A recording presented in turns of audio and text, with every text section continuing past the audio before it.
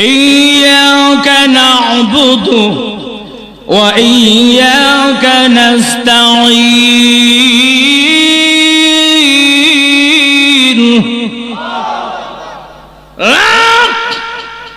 ইমানদার বান্দা বান্দীরা শোনো, নামাজের মাধ্যমে সাহায্য প্রার্থনা করো কার কাছে?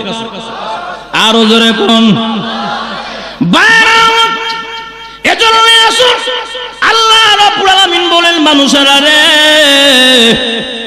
সাহায্য কেমনে প্রার্থনা করবা?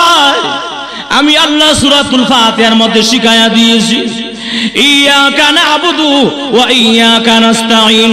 তোমরা এই স্বীকারোক্তি করেছো, আল্লাহ আমরা তোমারই বন্দেগী করি এবং করতে থাকবো।